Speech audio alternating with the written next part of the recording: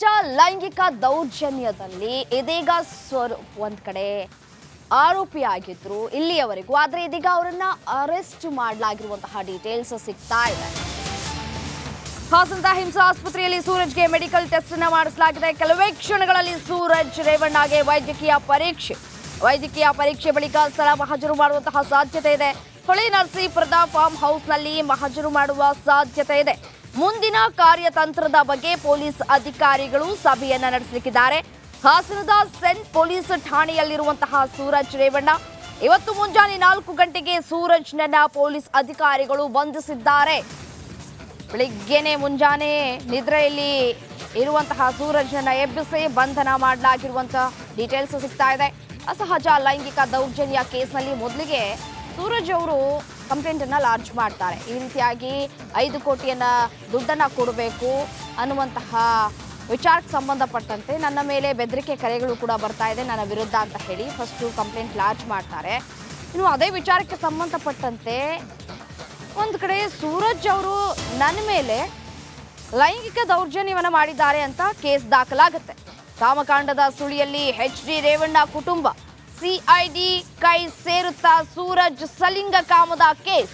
Prajwal Revanna case ಸಹ ಸಿಐಡಿಯಿಂದಲೇ ತನಿಖೆ. ಈಗ ಸೂರಜ್ ಕೇಸ್ ಸಹ ಸಿಐಡಿಗೆ ವರ್ಗಾವಣೆಯಾಗುವಂತಹ ಸಾಧ್ಯತೆ ಇದೆ. ಪೊಲೀಸ್ ಅಧಿಕಾರಿಗಳ ಮಟ್ಟದಲ್ಲಿ ಮಹತ್ವದ ಮೀಟಿಂಗ್ ಕೂಡ ಆಗ್ತಾ ಇದೆ. ಏನಾಗುತ್ತೆ ಅನ್ನೋದು ಇದೀಗ ಪ್ರಶ್ನೆಯಾಗಿರುವಂಥದ್ದು. ಕೆಲವೇ ಕ್ಷಣಗಳಲ್ಲಿ ಸೂರಜ್ ರೇವಣ್ಣಗೆ ವೈದ್ಯಕೀಯ ಪರೀಕ್ಷೆಗೆ ಸಿದ್ಧತೆಯನ್ನು ಕೂಡ ಮಾಡಿಕೊಳ್ಳಲಾಗಿದೆ. ಹೊಳೆ ನರಸೀಪುರದ ಫಾರ್ಮ್ ಹೌಸ್ನಲ್ಲಿ ಮಹಜರು ಮಾಡುವಂತಹ ಸಾಧ್ಯತೆ ಇದೆ.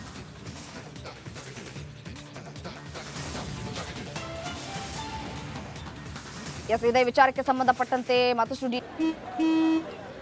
ನಡಿ ಈಗ ಶುರು ಮಾಡೋಣ. ಕೇಸರಿಯಿಂದ ಮನೋಲ್ಲಾಸ ಮನಸ್ಸು ಮತ್ತೇರಿ ಕುಣಿದಾಡಿದೆ ನೋಡು ಮನಸ್ಸು ಮತ್ತೇರಿ ಕುಣಿದಾಡಿದೆ ನೋಡು. ಕ್ಷಣ ಕ್ಷಣವೂ ಆಚರಿಸಿ ಕೇಸರಿ ಹಬ್ಬ. ಬಾಯಲ್ಲಿ ಹೇಳಿ ಕೇಸರಿ. ಡೀಟೇಲ್ಸ್ ಕೊಡ್ತಾ ಹೋಗ್ತಾರೆ ನನ್ನ ಕಲೀಗ್ ಅಶ್ವತಿವೇತ್ ನೇರ ಸಂಪರ್ಕದಲ್ಲಿದ್ದಾರೆ. ಎಷ್ಟೇನೋ ಅಶ್ವತಿವೇತ್ ಇಲ್ಲಿವರೆಗೂ ಏನೆಲ್ಲ ಆಗಿದೆ, ಬೆಳಗ್ಗೆನೆ ಒಂದು ಕಡೆ ಅರೆಸ್ಟ್ ಕೂಡ ಮಾಡಲಾಗಿರುವಂತದ್ದು ಸೂರಜ್ನನ್ನ, ಏನೆಲ್ಲ ಡೆವಲಪ್ಮೆಂಟ್ಸ್ ಆಗ್ತಾ ಇದೆ ಡೀಟೇಲ್ಸ್ ನೀಡ್ತಾ ಹೋಗೋದಾದ್ರೆ.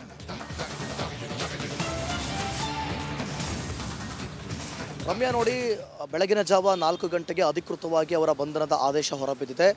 ಸಕಲೇಶ್ಪುರ ವಿಭಾಗದ DYSP ಪ್ರಮೋದ್ ಕುಮಾರ್ ಅವರ ನೇತೃತ್ವದಲ್ಲಿ ಈ ಒಂದು ತನಿಖೆ ಸಾಗ್ತಾ ಇದೆ ಈಗ ಸದ್ಯಕ್ಕೆ. ಸೊ ಒಟ್ಟಲ್ಲಿನೇನು ಕೆಲವೇ ಕ್ಷಣಗಳಲ್ಲಿ ಹಾಸನದ ಸೆಂಟ್ ಪೊಲೀಸ್ ಠಾಣೆಯಿಂದ ಅವರನ್ನು ಹಾಸನದ ಹಿಮ್ಸ್ ಆಸ್ಪತ್ರೆಗೆ ಕರೆದುಕೊಂಡು ಹೋಗಿ ಅಲ್ಲಿ ಮೆಡಿಕಲ್ ಚೆಕಪ್ ಮಾಡುವಂಥ ಸಾಧ್ಯತೆ ಇದೆ. ಅದಾದ ಮೇಲೆ ನೋಡಿ, ಸೂರಜ್ ರೇವಣ್ಣ ಒಬ್ಬ MLC ರಾಜಕಾರಣಿ. ಸೊ ಹಾಗಾಗಿ ಅವರನ್ನು ಅಲ್ಲಿಂದ ಮೆಡಿಕಲ್ ಚೆಕಪ್ ಆದ ಬಳಿಕ ಏನು ಜನಪ್ರತಿನಿಧಿಗಳ ನ್ಯಾಯಾಲಯಕ್ಕೆ ಅವರನ್ನು ವರ್ಗಾಯಿಸುವಂಥ ಸಾಧ್ಯತೆ ಇದೆ. ಅಲ್ಲಿ ವಿಚಾರಣೆ ಆಗುತ್ತೆ. ಅದಾದ ಬಳಿಕ ಅಲ್ಲಿಂದ ಒಂದು ವೇಳೆ ಏನಾದರೂ ಕಸ್ಟಡಿಗೆ ಕೊಟ್ಟರೆ ಮತ್ತೆ ಅವರು ಹೊಳೆನರಸೀಪುರಕ್ಕೆ ಬರಬೇಕು, ಹಾಸನಕ್ಕೂ ಬರಬೇಕು. ಹೊಳೆನರಸೀಪುರದ ಗನ್ನಿಕಡ ತೋಟದ ಮನೆಯಲ್ಲಿ ಬಹಳ ಪ್ರಮುಖವಾಗಿ ಏನು ಘಟನೆಯನ್ನು ನಡೆದಿದೆ ಅಂತ 2 FIR ಅಲ್ಲೂ ಕೂಡ ಒಂದು ಬ್ಲ್ಯಾಕ್ ಮೇಲ್ ಆರೋಪ ಕೇಳಿ ಬಂದಿರೋದು, ಇನ್ನೊಂದು ಈ ರೀತಿ ನನ್ನ ಮೇಲೆ ಅನೈಸರ್ಗಿಕ ಲೈಂಗಿಕ ದೌರ್ಜನ್ಯ ಆಗಿದೆ ಅಂತ ಹೇಳಿ ಆರೋಪ ಬಂದಿರೋದ್ರಿಂದ ಸೊ ಅಲ್ಲಿ ಒಂದಷ್ಟು ಮಹಜರು ಪ್ರಕ್ರಿಯೆಗಳು ನಡೆಯುತ್ತೆ. ಯಾವ ಸಮಯಕ್ಕೆ ಬಂದರು, ಎಲ್ಲಿ ಬಂದರು, ಯಾಕೆ ಬಂದರು, ಮತ್ತು ಅಲ್ಲಿದ್ದಂಥವ್ರು ನೋಡಿ, ಈಗಾಗಲೇ ಅಲ್ಲಿ FIR ಕಾಪಿಯಲ್ಲಿ ಮೆನ್ಷನ್ ಆಗಿರೋದು ಶಿವಕುಮಾರ್ ಆಪ್ತ ಮೆನ್ಷನ್ ಮಾಡಿದ್ದಾರೆ. ಅಲ್ಲಿ ಒಂದಷ್ಟು ಜನ ಕೆಲಸಗಾರರಿದ್ದರು, ಮತ್ತೊಂದು ಕಡೆ ಅಲ್ಲಿ ಗಸ್ತಿಗೆ ಬಂದಿದ್ದಂಥ ಪೊಲೀಸ್ನವರು ಕೂಡ ಇದ್ದರು ಮನೆ ಮುಂಭಾಗದಲ್ಲಿ. ಸೊ ಹಾಗಾಗಿ ಈ ರೀತಿ ಆಗೋಕ್ಕೆ ಸಾಧ್ಯನೇ ಇಲ್ಲ ಅಂತ ಅವರು ಕೂಡ ಅಲ್ಲಿ ಹೇಳಿಕೆ ಕೊಟ್ಟಿರೋದ್ರಿಂದ ಹಾಗಾಗಿ ಒಂದಷ್ಟು ಮಹಜರು ಪ್ರಕರಣಗಳು ಬಹಳ ತೀವ್ರವಾಗಿ ನಡೆಯುತ್ತೆ. ಮತ್ತೊಂದು ಕಡೆ CIDಗೆ ಈ ಒಂದು ಪ್ರಕರಣ ಹೋಗುವಂಥ ಸಾಧ್ಯತೆ ಇದೆ. CIDಗೆ ಏನಾದರೂ ಒಂದು ವೇಳೆ ಆದೇಶವನ್ನು ಹೊರಡಿಸಿದ್ರೆ SIT ಕೈಗೆ ಹೋಗುತ್ತೆ. ಈಗ ಪ್ರಜ್ವಲ್ ರೇವಣ್ಣದ ಕುರಿತಾಗಿ ಯಾವ ರೀತಿ ತನಿಖೆ ಸಾಗ್ತಾ ಇದೆ ಅದೇ ರೀತಿಯಾಗಿ ಈ ಒಂದು ಪ್ರಕರಣದ ತನಿಖೆ ಕೂಡ ಮುಂದೆ ಹೋಗುತ್ತೆ. ಮತ್ತೊಂದು ಕಡೆ ಇಲ್ಲಿ ಇನ್ನೂ ಕೂಡ ಇಲ್ಲಿ ಇರುವಂಥದ್ದು ಕೇವಲ ಆರೋಪ ಮಾತ್ರ. FIR ಆದೇಶದ ಮೇಲೆ ಈಗ ಅವ್ರನ್ನ ಅರೆಸ್ಟ್ ಮಾಡಿರುವಂಥದ್ದು 2 ಆ್ಯಂಗಲ್ನಲ್ಲಿದೆ ಈ ಒಂದು ಪ್ರಕರಣ. ಇಬ್ಬರನ್ನು ಕೂಡ ಈಗಾಗಲೇ ಸೂರಜ್ ರೇವಣ್ಣ ಅವರನ್ನು ಬಂಧಿಸಿರುವ ಬೆನ್ನಲ್ಲೇ ಆತನನ್ನು ಕೂಡ ಬಂಧಿಸುವಂಥ ಸಾಧ್ಯತೆ ಇದೆ.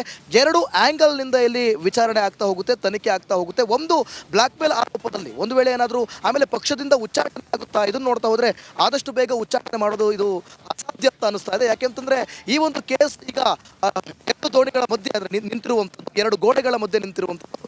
ಇಲ್ಲಿ ಸೂರಜ್ ರೇವಣ್ಣ ಆ ರೀತಿಯಾಗಿ ನಡೆದುಕೊಂಡ್ರ ಅಥವಾ ಈತನ ಮೇಲೆ ಬ್ಲಾಕ್ ಮೇಲ್ ಮಾಡಿ 5 ಕೋಟಿ ಹಣ ಇತ್ತು ಅದು ಪ್ರೂವ್ ಆಗುತ್ತಾ, ಅಥವಾ ಸೂರಜ್ ರೇವಣ್ಣ ಈ ರೀತಿಯಾಗಿ ನಡೆದುಕೊಂಡಿದ್ದಾರೆ ಅನ್ನೋದು ಪ್ರೂವ್ ಆಗುತ್ತೆ? ಇವನು ಕೂಡ ಕಾದು ನೋಡಿದ ನಂತರವಷ್ಟೇ ಪಕ್ಷದಿಂದ ಉಚ್ಚಾಟನೆ ಅನ್ನುವಂಥ ಮಾತುಗಳು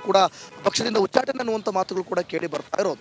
ಒಟ್ಟಲ್ಲಿ ಜನಪ್ರತಿ ನ್ಯಾಯಾಲಯಕ್ಕೆ ವರ್ಗಾವಣೆ, ಅದಾದ ಬಳಿಕ ಕಸ್ಟಡಿ ಕೊಡಬಹುದು, ಅಲ್ಲಿಂದ ಮಹಾಜರು ಪ್ರಕ್ರಿಯೆ ಹೀಗೆ ತನಿಖೆ ಸಾಗ್ತಾ ಹೋಗುತ್ತಿರುತ್ತೆ.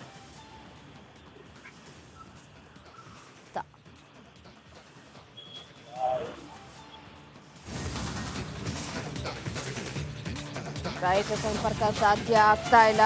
ಹಾಸನದ ಹಿಮ್ಸ್ ಆಸ್ಪತ್ರೆಯಲ್ಲಿ ಸೂರಜ್ಗೆ ಮೆಡಿಕಲ್ ಟೆಸ್ಟ್ ಅನ್ನ ಮಾಡಲಾಗುತ್ತೆ. ಕೆಲವೇ ಕ್ಷಣಗಳಲ್ಲಿ ಸೂರಜ್ ರೇವಣ್ಣಗೆ ವೈದ್ಯಕೀಯ ಪರೀಕ್ಷೆಯನ್ನ ನಡೆಸಲಾಗುತ್ತೆ. ವೈದ್ಯಕೀಯ ಪರೀಕ್ಷೆಯೆಲ್ಲ ಆದ ಬಳಿಕ ಸ್ಥಳ ಮಹಾಜರು ಮಾಡೋದಕ್ಕೆ ಕರ್ಕೊಂಡು ಹೋಗುವಂತಹ ಸಾಧ್ಯತೆಗಳು ಕೂಡ ಇರುವಂಥದ್ದು. ಮುಂದಿನ ಕಾರ್ಯತಂತ್ರದ ಬಗ್ಗೆ ಪೊಲೀಸ್ ಅಧಿಕಾರಿಗಳು ಈಗಾಗಲೇ ಸಭೆಯನ್ನ ನಡೆಸ್ತಾ ಇದ್ದಾರೆ. ಇಲ್ಲಿ ಇನ್ನೊಂದು ವಿಚಾರ ಏನಪ್ಪಾ ಅಂತಂದ್ರೆ CIDಗೆ ಕೇಸನ್ನ ವರ್ಗಾವಣೆ ಮಾಡಬೇಕು ಅನ್ನುವಂತಹ ವಿಚಾರವನ್ನ ಪ್ರಸ್ತಾಪವನ್ನ ಕೂಡ ಮಾಡಲಾಗಿದೆ. ಈ ವಿಚಾರಕ್ಕೆ ಸಂಬಂಧಪಟ್ಟಂತೆಯೇ ಒಂದಷ್ಟು ಸಭೆಗಳನ್ನ ಕೂಡ ಮಾಡಲಾಗ್ತಾ ಇದೆ. ಪ್ರಜ್ವಲ್ ರೇವಣ್ಣ ಕೇಸ್ ಸಹ CIDಯಿಂದಲೇ ತನಿಖೆ ಆಗ್ತಾ ಇದೆ. ಇದನ್ನು ಕೂಡ CIDಗೆ ವರ್ಗಾವಣೆ ಮಾಡುವಂತಹ ಸಾಧ್ಯತೆಗಳು ಕೂಡ ಹೆಚ್ಚಾಗಿ ಕಂಡು ಬರ್ತಾ ಇದೆ. ಪೊಲೀಸ್ ಅಧಿಕಾರಿಗಳ ಮಟ್ಟದಲ್ಲಿ ಇದೀಗ ಮಹತ್ವದ ಮೀಟಿಂಗ್ ಕೂಡ ನಡೆಸಲಾಗ್ತಾ ಇದೆ ಅನ್ನುವಂತಹ ಡೀಟೇಲ್ಸ್ ಸಿಗ್ತಾ ಇರುವಂತದ್ದು. ಹೊಳೆ ನರಸೀಪುರದ ಫಾರ್ಮ್ ಹೌಸ್ನಲ್ಲಿ ಮಹಾಜರು ನಡೆಸುವಂತಹ ಸಾಧ್ಯತೆ ಇದೆ. ಇವತ್ತು ಮುಂಜಾನೆ 4 ಗಂಟೆಗೆ ಸೂರಜ್ನನ್ನ ಬಂಧಿಸಲಾಗಿದೆ. ಮತ್ತೊಂದು ಕಡೆ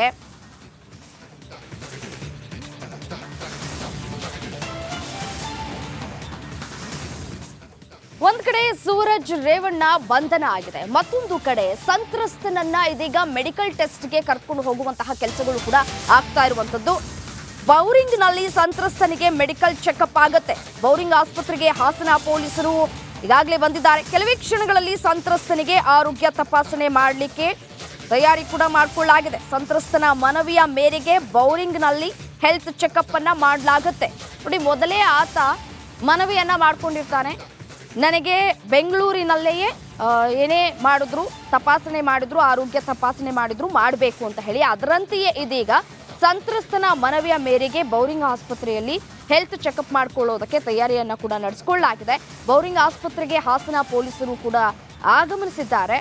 ಕೆಲವೇ ಕ್ಷಣಗಳಲ್ಲಿ ಸಂತ್ರಸ್ತನಿಗೆ ಆರೋಗ್ಯ ತಪಾಸಣೆಯನ್ನ ಮಾಡಲಾಗುತ್ತೆ. ಇದೇ ವಿಚಾರಕ್ಕೆ ಸಂಬಂಧಪಟ್ಟಂತೆ ಮತ್ತಷ್ಟು ಡೀಟೇಲ್ಸ್ ಕೊಡ್ತಾ ಹೋಗ್ತಾರೆ ನನ್ನ ಕಲೀಗ್ ನಾಗರಾಜ್ ನೇರ ಸಂಪರ್ಕದಲ್ಲಿದ್ದಾರೆ. ಏನು ನಾಗರಾಜ್, ಇದೀಗ ಸಂತ್ರಸ್ತನಿಗೆ ಮೆಡಿಕಲ್ ಚೆಕಪ್ಗೆ ಅಂತ ಈಗಾಗಲೇ ಕರ್ಕೊಂಡು ಬಂದಿರುವಂತದ್ದು, ಯಾವ ರೀತಿಯಾದಂತಹ ಮೆಡಿಕಲ್ ಚೆಕಪ್ ಆಗತ್ತೆ ಅಂತ ಈ ವಿಚಾರಕ್ಕೆ ಸಂಬಂಧಪಟ್ಟಂತೆ?